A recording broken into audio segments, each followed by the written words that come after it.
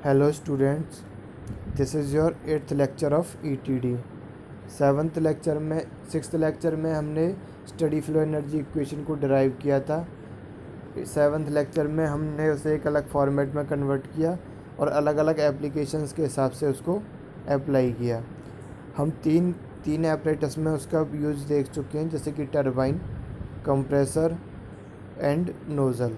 अब now next is diffuser. Diffuser जो होता है वो जस्ट रेसिप्रोकल ऑफ नोज़ल होता है। नोज़ल में क्या होता है, इनिशियल एरिया डिक्रीज़ करता है, इनिशियल एरिया ज़्यादा होता है फिर धीरे धीरे डिक्रीज़ करता है। डिफ्यूज़र में पहले जो एरिया होता है वो फर्स्ट डिक्रीज़ करता है थोड़ा सा, उसके बाद फिर इंक्रीज़ करता है। तो डिफ्यूज़र और की अगर हम बात करें तो जो हमारी स्टडी फ्लो एनर्जी इक्वेशन है that is H E plus V E whole square by 2 plus G Z E in whole bracket minus H I plus V I square by 2 plus G Z I equals to Q dot minus W dot divide by M dot. तो उसको हम convert करेंगे another equation में। तो सबसे पहले तो इसमें क्या होता है, pressure, temperature, enthalpy and velocity main चीज़ हैं। इनलेट पे होंगे उन्हें आई से रिप्रेजेंट करेंगे और एग्जिट पे होंगे उन्हें ई से। तो यहाँ पे अगर हम देखें तो सेंटर लाइन एक ही है और किसी हॉरिजॉन्टल रेफरेंस प्लेन से उनकी हाइट भी बराबर होगी, तो डेटम हाइट हमारी बराबर होगी, दैट इज़ जेड ई और जेड आई दोनों बराबर होगी। तो उन दोनों को हम कैंसिल आउट कर सकते हैं। इसके साथ ही जो हमारी हीट ट्रांसफ़र है वो जीरो होगा और वर्क ट्रांसफ़र भी जीरो होगा। जब हीट ट्रांसफ़र और वर्क ट्रांसफ़र दोनों जीरो हैं तो लाइक नोज़ल इक्वेशन आ जाएगी H E plus V E square by 2 equals to H I plus V I square by 2। तो दोनों वेलोसिटीज़ को एक साइड ले लेते हैं और एंथैल्पी को एक साइड ले लेते हैं। तो V E square minus V I square बराबर 2 hi minus H E. The diffuser discharge fluid with higher enthalpy, the velocity of the fluid is reduce. यानी कि एंथैल्पी जब फ्लूइड डिस्चार्ज हो रहता है तो बढ़ जाती है और वेलोसिटी डिक्रीज़ हो जाती है। तो इसका मतलब क्या है कि जो पोटेंशियल एनर्जी है उसे हम एंथैल्पी में कन्वर्ट कर देते हैं। Now next is heat exchanger. अब हीट एक्सचेंजर में एक दो फ्लूइड्स मूव करते हैं, एक फ्लूइड जिसे कूल करना होता है, एक फ्लूइड जो कूलेंट का वर्क करता है। तो अगर हम दोनों की देखें तो हम इन्हें एक को एम सॉरी 1 से रिप्रेजेंट करेंगे। उसके लिए जो भी सिंबल्स होंगे, जैसे mass flow rate M dot 1 लेंगे, at inlet M dot 1 I लेंगे, at outlet M dot 1 E लेंगे। तो इस तरह से रिप्रेजेंट कर सकते हैं हम। अब क्योंकि मास फ्लो रेट इनलेट और आउटलेट पर बराबर होगा इस इक्वेशन में, तो इसको एम डॉट से रिप्रेजेंट कर देंगे। अब देखो, अगर हम इसकी बात करें कोल्ड फ्लूइड आउटलेट और कोल्ड फ्लूइड इनलेट की, तो यहाँ पे डेटम लाइन सेम है लेकिन हॉट फ्लूइड में डेटम लाइन अलग अलग है। तो for figure explain the working, तो डब्ल्यू एस एच यहाँ पे जीरो है, क्यू डॉट जीरो है एंड चेंज इन वेलोसिटीज़ वो भी जीरो हैं और जी जेड वन भी जीरो है। तो इसमें आता है M dot E H dot E is equal to M dot I H I. तो इसे फर्दर हम इक्वेशन में रिप्रेजेंट कर सकते हैं और इसके बारे में मास फ्लो रेट निकाल सकते हैं, जैसे कि इक्वेशन से हमने सॉल्व करके निकाला हुआ है इसको। Next process is throttling process.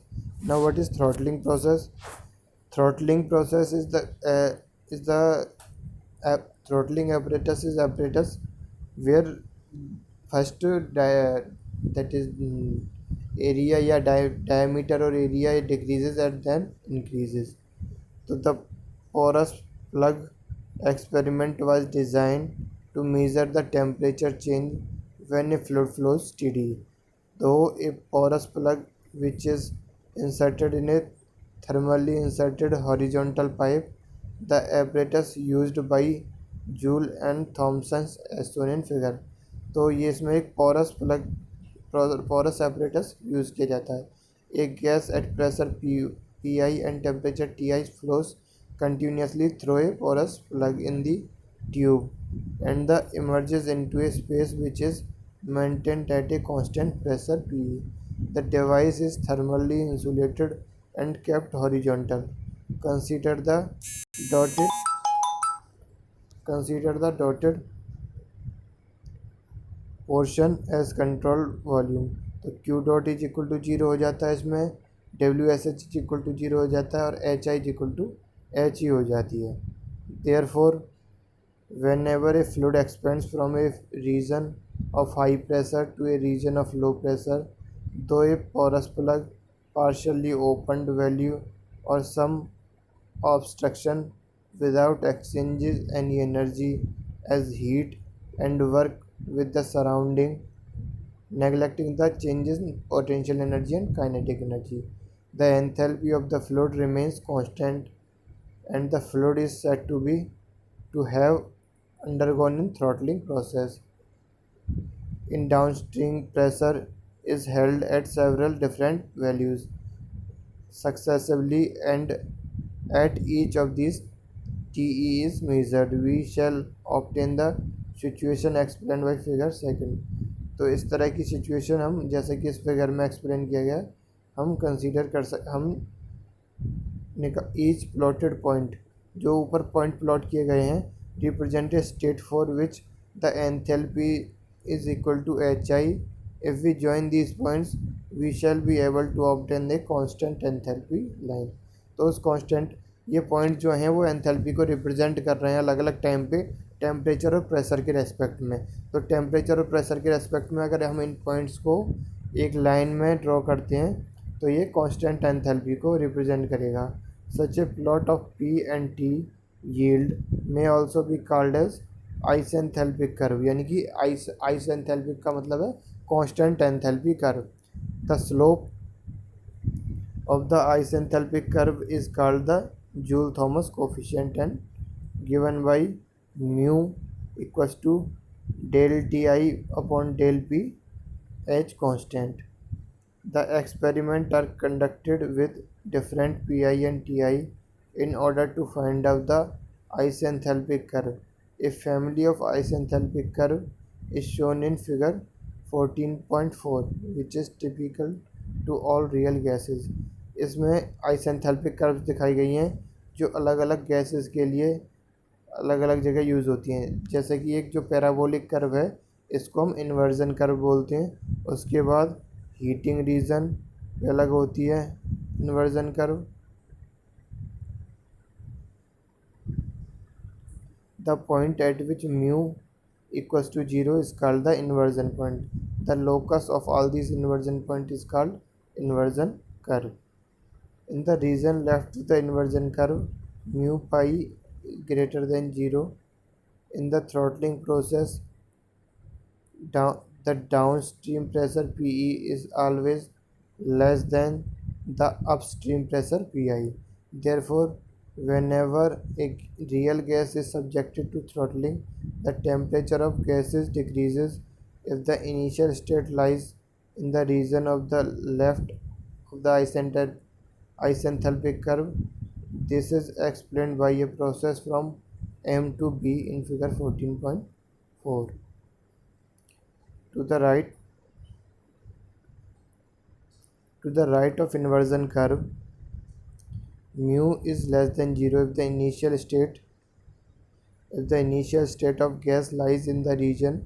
To the right of the inversion curve, the temperature of the gas increases upon throttling.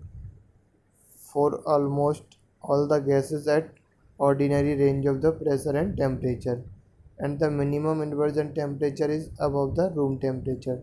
The exception are hydrogen, helium and neon.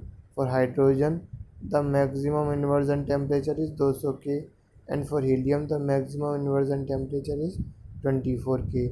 If hydrogen is throttled at room temperature, the temperature of gas increases to produce low temperature by throttling. The initial temperature of hydrogen should be below 200 Kelvin.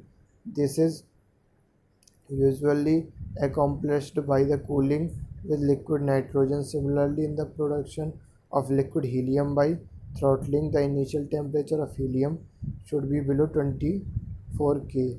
Hence, it is cooled by liquid hydrogen prior to throttling. Suppose an ideal gas is throttled, since throttling process is isentropic, and for an ideal gas enthalpy of the function then mu is equal to 0. So this is all about the lecture number 8. हमने अपनी unit number 1 complete कर ली है. Next lecture से हम unit number 2 complete करेंगे, जिसमें हम second law of thermodynamics और फर्स्ट लॉ ऑफ थर्मोडायनेमिक्स के बीच में कंपैरिजन करेंगे कि क्या वजह थी जिसकी वजह से जो first law of thermodynamics define नहीं कर पा रहा था, जिसकी वजह से हमें सेकंड लॉ की तरफ जाना पड़ा. Okay, thank you.